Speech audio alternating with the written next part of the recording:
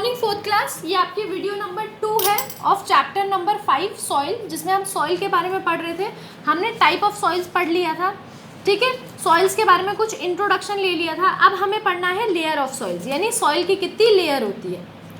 Soil is made up of following layer. Soils इन कुछ layers का बना है। सबसे पहले आपको दिया हुआ है बेड रॉक। बैड नहीं है ये, BAD बैड होता है, ये है बेड रॉक, बेड, ठीक है। Bed rock is the lowest most layer of soil. Bed rock जो बेड लेयर जो बेड रॉक जो है ये सबसे नीचे की लेयर होती है। देखो ये आप देख रहे हो पत्थर की, ठीक है। ग्रेवल्स जैसे कुछ कुछ है इसमें, ठीक है। जैसे कुछ कुछ है, यानी बेड रॉक मतलब इसमें रॉक्स होती हैं। This is huge mass of pieces of rocks, यानी बड़े बड़े जो रॉक्स के पीसेज होते हैं ये इसके अंदर आते हैं। It hold the water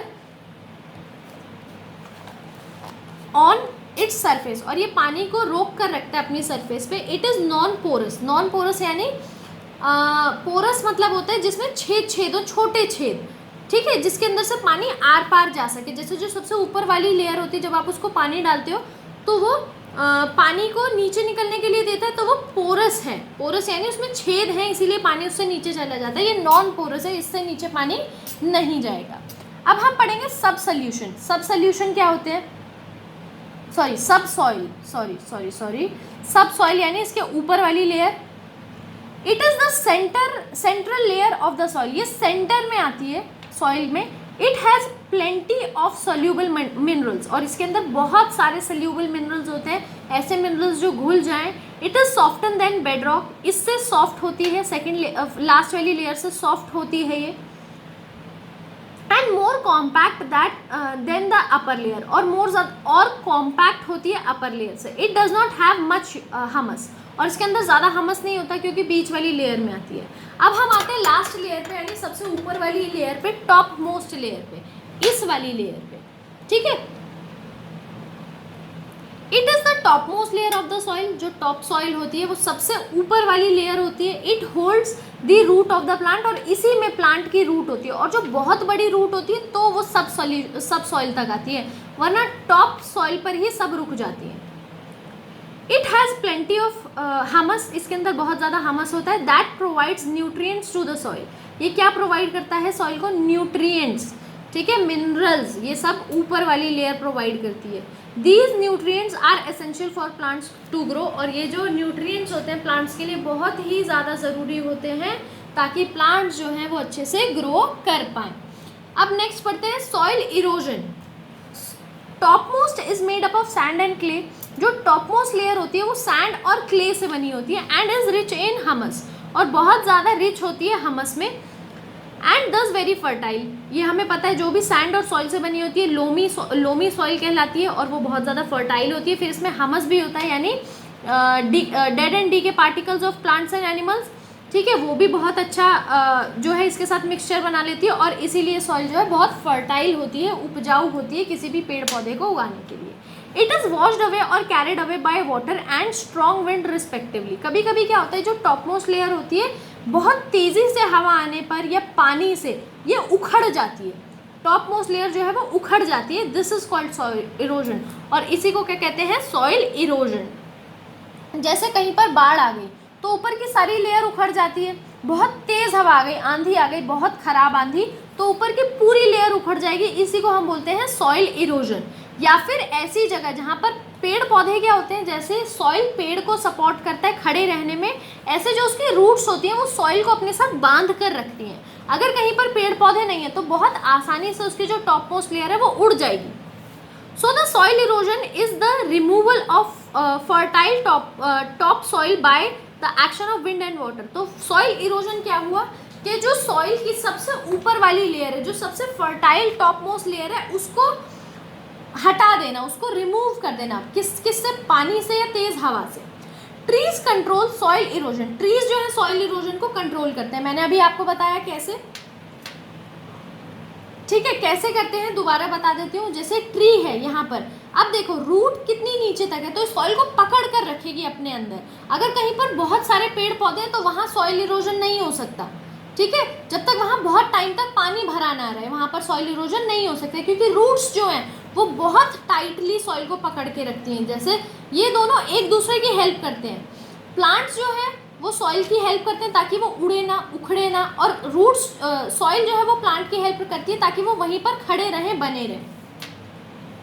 over grazing यानी बार बार एक ही जगह पर बकरियों को चराना, ठीक है, and cutting down of trees या फिर ट्रीज को काट देना are causes of soil erosion. ये दोनों ही सॉइल इरोजन के कॉजेज हैं। यानी थोड़े से पौधे उड़े आप उगे, आपने वहाँ पर ग्रेज करवा दिया, अपने कैटल्स ले गए वहाँ पर, उसको चारा खिलवा दिया। इसीलिए हमेशा ग्रेजिंग कैसे कराते हैं, थोड़े थोड़े पोर्शन में। अगर यहाँ पर ग्रेजिंग है 1 महीना तो 1 महीना यहाँ पर, फिर यहाँ पर, फिर यहाँ पर, ताकि इनको उगने का, प्लांट्स को उगने का पूरा मौका मिले और वो अच्छे से सॉइल के साथ रहें। The infertile soil left after erosion and is not suitable for cultivation of soil and water. और अगर सॉइल इरोजन हो गया तो सिर्फ इनफर्टाइल सॉइल यानी जो उपजाऊ सॉइल नहीं है वो बच जाएगी, जो सूटेबल नहीं होती किसी भी क्रॉप या प्लांट को उगाने के लिए, यानी वो बहुत ख़राब सॉइल हो जाती है, उसमें फिर आप क्रॉप नहीं उगा सकते। अब हमारा ये लास्ट टॉपिक है सॉइल कंजर्वेशन, यानी सॉइल को हम कैसे बचा सकते हैं, कंजर्व कर सकते हैं। All plants need soil to grow. हमें पता है सारे प्लांट्स को सॉइल की ज़रूरत होती है ग्रो करने के लिए, बढ़ने के लिए। They get essential nutrients for their growth from the soil. और उनको एसेंशियल न्यूट्रिएंट्स की ज़रूरत होती है सॉइल से, ताकि वो ग्रो कर पाए। Some measures should be taken to stop soil erosion. और कुछ मेजर्स हमें लेने चाहिए, कुछ स्टेप्स हमें लेने चाहिए ताकि हम सॉइल इरोजन को है जो रोक सकें। The measures that are taken to control soil erosion are called soil conservation। यानी ऐसे मेजर्स जो सॉइल के बचाव के लिए, सॉइल इरोजन को कंट्रोल करने के लिए लिए जाए, उसी को हम बोलते हैं soil conservation. We can conserve soil by, हम कैसे सॉइल को कंजर्व कर सकते हैं, देखो, recovering the fertility of the farming land by growing different type of crops. This method is called crop rotation. यानी सॉइल की फर्टिलिटी को जो भी फार्मिंग लैंड है, यानी देखो सपोज ये फार्मिंग लैंड है, ठीक है, अगर हम एक तरह की क्रॉप उगाएंगे, ठीक है, एक ही तरह की क्रॉप उगाएंगे तो उनको सेम न्यूट्रिएंट्स की ज़रूरत होगी।